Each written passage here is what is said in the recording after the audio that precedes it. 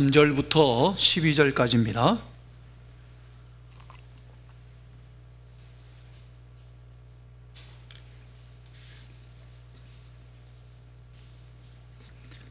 요한복음 8장 3절부터 12절까지 교독하겠습니다. 제가 먼저 읽겠습니다. 서기관들과 바리새인들이 음행 중에 잡힌 여자를 끌고 와서 가운데 세우고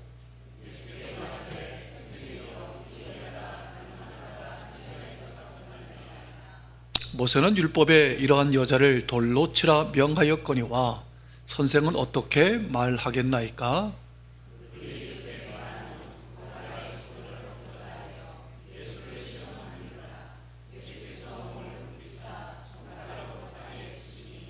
그들이 묻기를 맞이 아니하는지라. 이에 일어나 이르시되 너희 중에 죄 없는 자가 먼저 돌로 치라 하시고, 그들이 이 말씀을 듣고 양심의 가책을 느껴 어른으로 시작하여 젊은이까지 하나씩 하나씩 나가고 오직 예수와 그 가운데 섰는 여자만 남았더라.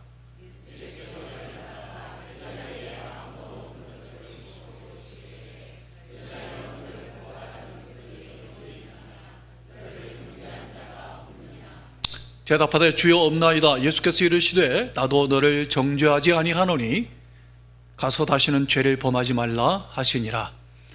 예수께서 또 말씀하여 이르시되 나는 세상의 빛이니 나를 따르는 자는 어둠에 다니지 아니하고 생명의 빛을 얻으리라.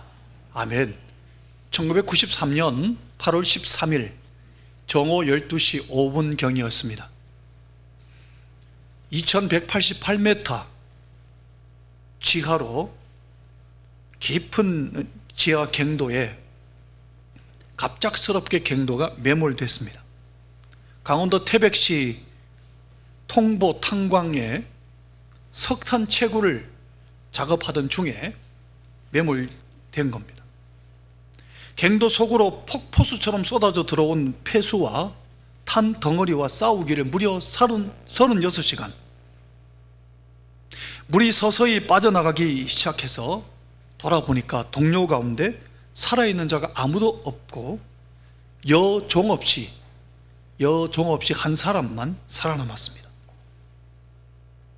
그럼 먼저 여기저기 흩어진 동료들의 시체를 끌어안아서 끌어다가 한자리에 눕혔습니다. 첫날에는 자기 오줌을 안전모에 받아서 마셨습니다.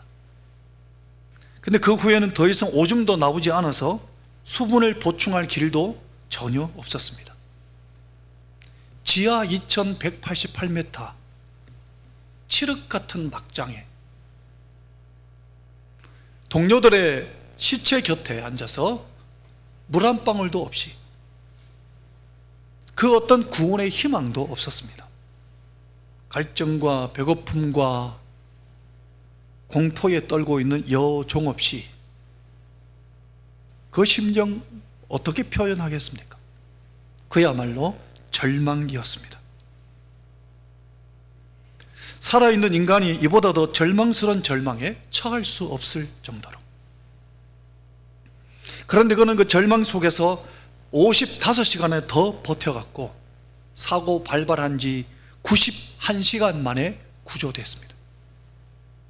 91시간, 나흘 조금 못 미치는 그 절망 속에 너무 긴 시간을 버텨냈습니다.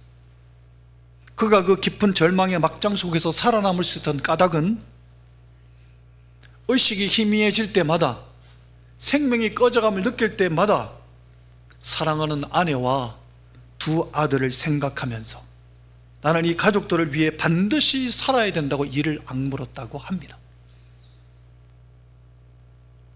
인생을 사노라면 이런 절망의 순간들을 만나게 됩니다. 그런데 우리는 하나님 앞에 서는 그 마지막 순간에는, 이 세상을 떠나는 그 순간에는 도리 없이 처절한 죽음의 절망을 겪을 수밖에 없습니다. 그때는 사랑하는 내 가정도, 내 가족들도 막을 수가 없습니다. 영원한 구원과 영원한 생명을 얻기가 어렵습니다. 이 땅에 인간이 피할 수 없는 절망, 거기서는, 이 땅에서는 인간으로서는 구원 얻을 소망이 없습니다. 영원한 것은 오직 영원한 생명이요 영원한 진리 대신 예수 그리스도밖에 없습니다. 오늘 9절에 보면 예수님이 이렇게 말씀하십니다. 예수님의 말씀이 기록되어 있습니다. 그들이 이 말씀을 듣고 9절에 양심의 가책을 느껴 어른으로 시작하여 젊은이까지 하나씩 하나씩 나가고 오직 예수와 그 가운데 섰는 여자만 남았더라. 가운데 섰는 여자가 누군지 우리는 알고 있습니다. 지난 수요일에 함께 지지난 수요일에 가늠하다 잡힌 여인이 가운데 서 있습니다. 그 주변에 누가 있었습니까? 3절에 거기에 대해서 이렇게 말씀합니다. 같이 읽어볼까요? 서기관들과 시작. 서기관들과 바리새인들이 음행 중에 잡힌 여자를 끌고 와서 가운데 세우고. 이 여자의 심정이 한번 대해 보십시오. 얼마나 절망스러웠겠습니까? 그녀를 돌로 쳐 죽이기 위해서 이 여인을 둘러싸고 있었던 사람들, 그 사람들 가운데서 얼마나 두렵고 죽음의 공포에 휩싸였겠습니까? 죽음의 절망 가운데 서 있었습니다.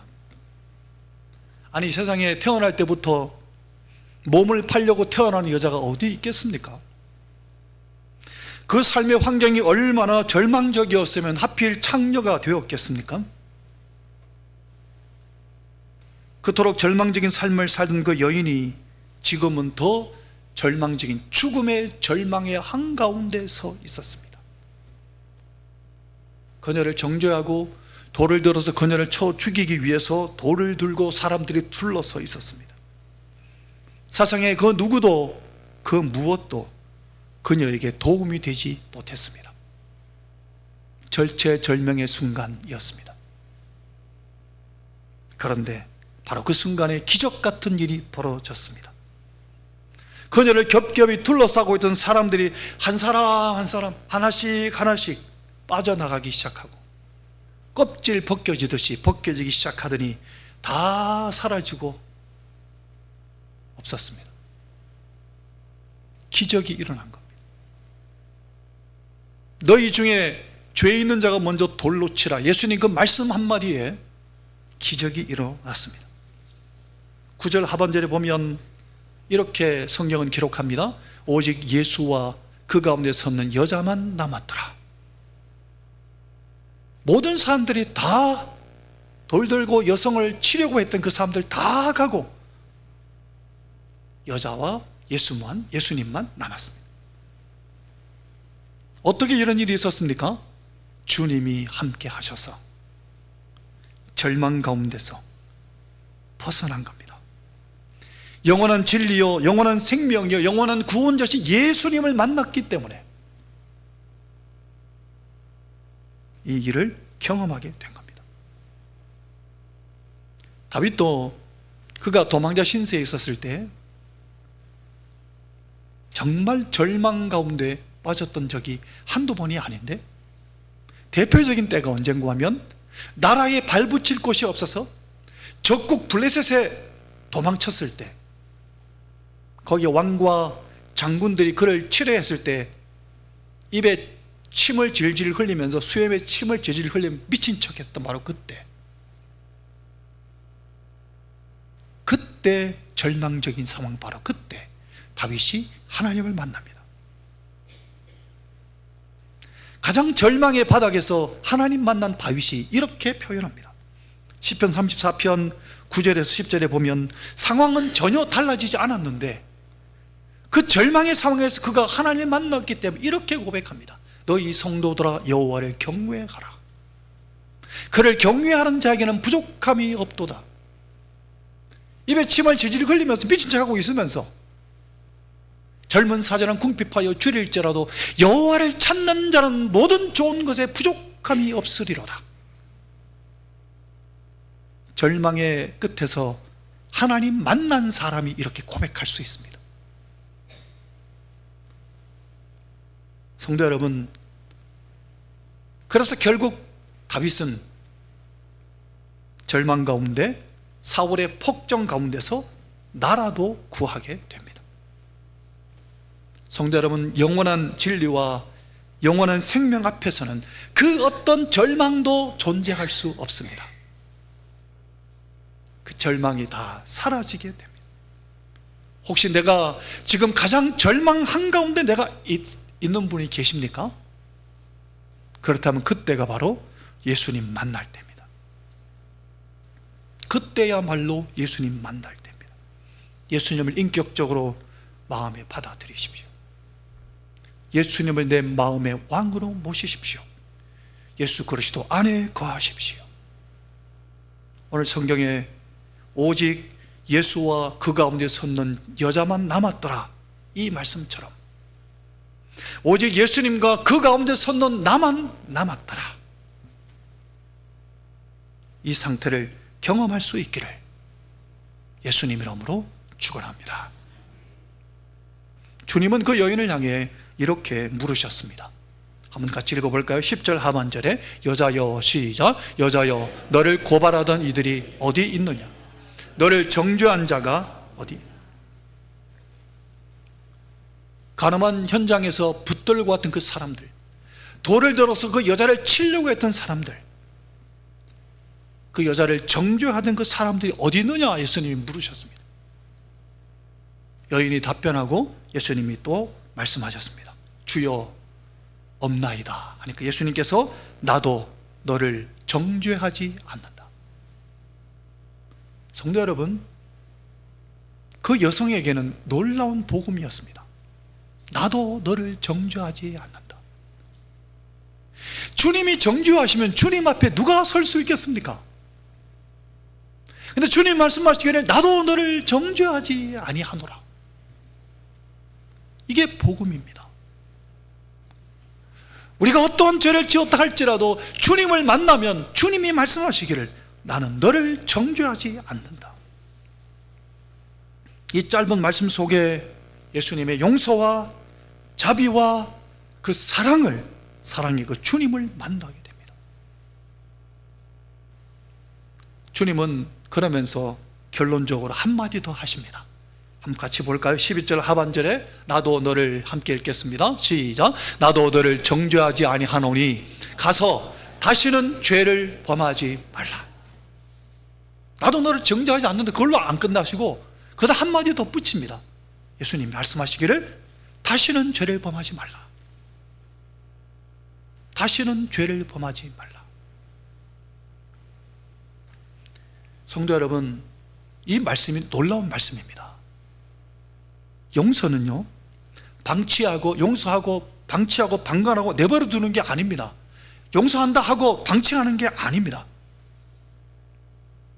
용서가 진짜 용서가 되려면 용서받은 자가 다시는 그 죄를 짓지 않도록 지속적으로 관심을 기울이고 구체적으로 돕는 겁니다.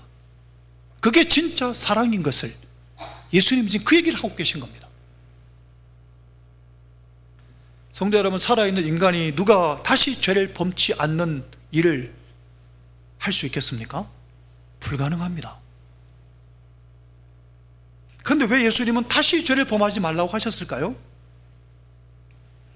예수님은 그러면 우리가 불가능한 일을 요구하신 걸까요? 이 말 어디서 들어본 것 같지 않습니까? 다시는 죄를 범하지 말라. 베데스다 연못가에 38년 된 병자를 치료하신 예수님이 그에게도 똑같이 말씀하셨습니다. 보실까요? 요한복음 5장 14절. 보라, 네가 나았으니 더 심한 것이 생기지 않게. 똑같은 말을 합니다. 다시는 죄를 범하지 말라. 글자 하나까지도 똑같습니다. 다시는 죄를 범하지 말라. 똑같은 말을 글자 하나 틀림없이 똑같이 반복해서 말씀하신 것은 불가능하지 않다는 것을 말씀하신 겁니다. 아무리 추악한 죄인이라도 다시는 죄를 범하지 않도록 주님께서 도와주시겠다는 겁니다. 네가 네 힘으로 다시는 죄를 범하지 않을 수 있다, 이 말이 아닙니다. 다시는 죄를 범지 않도록 주님이 도와주시겠다는 겁니다. 어떻게 도우실 수 있을까요?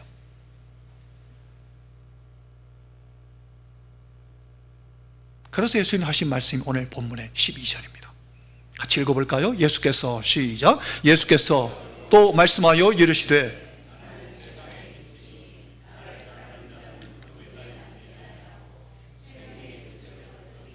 다시 읽겠습니다. 예수께서, 시작, 예수께서 또 말씀하여 이르시되, 나는 세상의 빛이니 나를 따르는 자는 어둠에 다니지 아니하고 생명의 빛을 얻으리라. 아멘. 그렇습니다. 예수님이 빛이시기 때문에 예수님 안에 들어가면, 예수님을 신뢰하고 예수님을 따라가면 더 이상 어둠에 헤맬 필요가 없다는 겁니다. 나는 세상의 빛이다. 빛으로 오신 예수님이 함께 하시면 더 이상 어둠 속에 헤맬 필요가 없다 말씀하신 겁니다. 그 빛 안에 거하는 한 더 이상 어둠 속에 다닐 필요가 없고, 이 빛을 따르지 않으면, 그 예수님의 빛을 따르지 않으면 내가 아무리 작심하고 결단하고 40일 금식 기도해도 안 된다는 겁니다. 그 예수님의 빛 가운데 들어가면 된다는 겁니다. 주님을 따른다는 것은 주님의 빛을 따르는 것이요, 주님을 사랑하는 것은 주님의 이 빛을 사랑하는 것입니다. 예수 그리스도께 안에 내가 거한다는 건 뭡니까? 이 빛 가운데 거하는 겁니다. 주님을 본받아 살아가는 것은 이 빛을 따라 살아가는 것입니다. 이것을 로마서의 사도 바울은 그렇게 표현했습니다. 너희가 이 시기를 알거니와 자다가 깰 때가 벌써 되었나니 밤이 깊고 낮이 가까웠으니 어둠의 일을 벗고 빛의 갑옷을 입자. 낮에와 같이 단정히 행하고 방탕하거나 술 취하지 말며 음란하거나 허색하지 말며 다투거나 시기하지 말고 오직 주 예수 그리스도로 옷 입으라. 주 예수 그리스도로 옷 입는 겁니다. 주님이 빛이시기 때문에 더 이상 어둠 가운데 다니지 말고 어둠의 일을 벗어버리고 빛 가운데 살아가는 겁니다. 내 가정에서도 나 혼자 있을 때에도 내가 어디에 머물러 언제나 어디서든 간에 빛 가운데 살아가는 겁니다. 그러면 다시 죄를 범하지 않게 되는 겁니다. 예수 그리스도로 옷 입고 정욕을 위하여 육신에게 기회를 주지 말라. 빛 가운데 살아가는 겁니다. 성도 여러분, 예수 그리스도의 빛 속에 살아간다는 것은 어떤 거냐? 한번 띄워주시겠습니까? 예수 그리스도의 빛 속에서만 죄의 삶과 어둠의 삶이 청산됩니다. 예수 그리스도의 빛 안에만 들어가면 다시는 죄를 범하지 말라, 그 말씀 안에 살아갈 수 있습니다. 어떻게 가능할까요? 두 가지 이유 때문입니다. 하나는 빛 속에서만 모든 것을 바로 분별할 수 있기 때문입니다. 빛 가운데 들어가면 모든 것을 바르게 분별할 수 있습니다. 잠언에 보면 16장 25절 이렇게 말씀하셨습니다. 같이 읽어볼까요? 어떤 길은, 시작, 어떤 길은 사람이 보기에 바르나 필경은 사망의 길이니라. 그렇습니다. 사람들 보기에 바르지만 사망의 길인 경우가 많습니다. 사람 보기에는 바른데 하나님 보시기에는 사망의 길인 경우가 많습니다. 아담과 하와가 선악 앞에 딱 섰는데 보암직도 하고 먹음직도 하고 지혜롭게 할 만큼 탐스럽기도 했습니다. 보기에는 너무 좋은 거예요. 근데 그 본질은 사망인 겁니다. 빛을 따르지 않았기 때문에 아담과 하와가 최초의 타락이 온 인류에게 입혀져 버린 겁니다. 삼손이 들릴라와 함께 누웠던 자리에는 황홀했지만 그 본질은 파멸이었습니다. 다윗의 아들 압살롬이 나라를 전복시키고 아버지 왕을 쫓아내고 왕궁을 차지하고 권력을 장악해 또 왕궁으로 입성하는 그 길이 탄탄대로처럼 보였지만 본질은 사망의 길이었습니다. 성도 여러분, 오직 빛 속에 있을 때 바르게 분별할 수 있습니다. 태양빛은 만물의 형체를 분별하게 할 뿐이지 이 예수 그리스도의 말씀의 진리의 빛이 감추어진 본질까지 식별하게 합니다. 그래서 빛 가운데 살아야 합니다. 예수 그리스도의 빛 가운데 있으면 아무리 크게 보인다 할지라도 버려야 할 것은 버릴 수 있습니다. 예수님 빛 가운데 있으면 아무리 작아 보여도 취할 것은 취할 수 있습니다. 세상 기준이 아닙니다. 빛 가운데 있으면. 예수님이 그녀에게 말씀하신 것 다시 한번 볼까요? 영어로 이렇게 번역할 수 있습니다. 가서 다시는 죄를 범하지 말라. Go now and live your life of sin. 지금 가서 죄의 삶을 당장 청산해라. 지금 걷고 있는 그 길을 당장 떠나라. Go now, 지금 떠나라. 죄의 삶을. 성도 여러분, 몸 파는 일이지만 그녀에게는 생존을 위한 생업이었습니다. 그거 어떻게 버리겠습니까? 생업을 버린다는 건 누구에게는 쉬운 일이 아니었을 것입니다. 그런데 진리의 빛, 생명의 빛을 통해서 그 길의 본질은 죽음이요 파멸의 자리요 그것은 바로 독약인 것을 깨닫게 되고 빛 속에 그 빛을 힘입어 창녀의 길을, 창녀의 자리를, 열매를 청산할 수 있었습니다. 누구든지 이 빛 속에 거하는 것이 가장 중요합니다. 사랑하는 성도 여러분, 빛 속에 거하지 않고는 버려야 될 것을 버릴 수 없습니다. 버리지 못하고 오히려 더 움켜쥐는 미련한 사람이 될 수밖에 없습니다. 그래서 빛 가운데 거해야 합니다. 사랑하는 성도 여러분, 빛이신 예수님 안에 거하시기를 예수님 이름으로 축원합니다. 그러면 또 두 번째 중요한 게 있는데요, 빛 속에 거하는 사람만 자기 자신을 바르게 파악할 수 있습니다. 성도 여러분, 만물을 다 분별하고 다 파악하는 사람이라 할지라도 나를 바르게 파악하지 못하면 빛 속에 있는 게 아닙니다. 소용없습니다. 아무리 옳고 그름을 분별하는 탁월한 재능이 있어도 나를 바르게 살피지 못하면 잘못된 내 삶에서 벗어날 수 없습니다. 자기 눈 속에 들보를 보지 못하고 세상을 바르게 볼 재간이 없습니다. 그 누구도. 성도 여러분, 빛 가운데 거하면 그 어떤 것보다 나를 바르게 볼 수 있습니다. 그래서 철저하게 회개하고 죄의 길을 버립니다.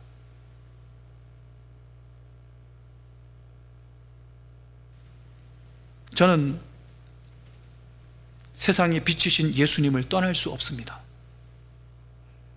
이 진리의 빛, 세상의 빛을 저는 버릴 수 없습니다.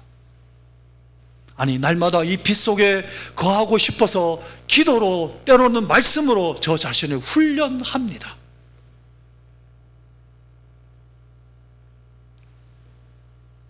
제가 예전에 없던 자랑거리가 하나 생겼습니다. 바로 빛이신 예수 그리스도, 바로 그분입니다. 빛이신 예수 그리스도, 바로 그분 외에 자랑할 것이 없습니다.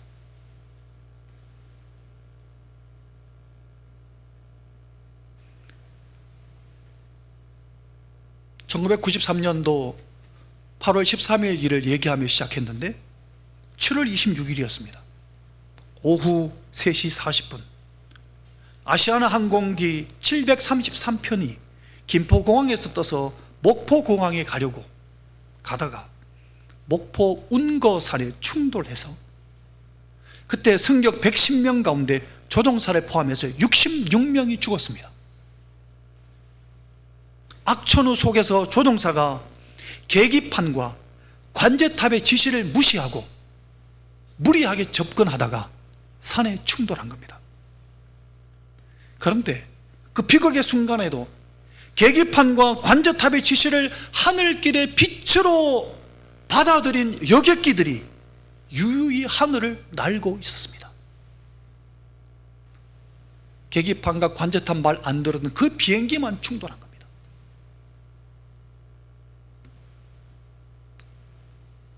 사랑하는 성도 여러분, 오늘 우리는 내가 내 자신의 판단을 믿으면 안 됩니다. 주님의 빛 가운데 들어가야 합니다. 주님의 판단으로 판단해야 합니다. 주님의 말씀으로 바라보아야 합니다. 주님의 말씀 앞에 나 자신을 살펴야 합니다. 그럴 때 우리는 말씀대로 살아갈 수 있습니다. 내 힘이 아니라 주님의 빛 가운데 내가 거할 때 빛으로 이 땅을 살아갈 수 있습니다. 나는 세상의 빛이니 모두 다 나를 따르라. 만일 내게 오고 날 사랑하면 참 생명의 길을 알리라. 예수님 말씀하셨습니다. 사랑하는 성도 여러분, 예수님이 생명의 빛입니다. 세상의 빛이십니다. 그 예수 그리스도를 따라가고 그 말씀의 빛 가운데 거하시기를 예수님 이름으로 축원합니다. 그래서 그 길만이 죄의 구렁텅이로 다시 추락함 없이 세상을 새롭게 비상하여 날아오를 수 있는 비결입니다. 날마다 말씀으로 기도로 예수 그리스도의 빛 가운데 거하시기를 예수님 이름으로 축원합니다. 기도하겠습니다.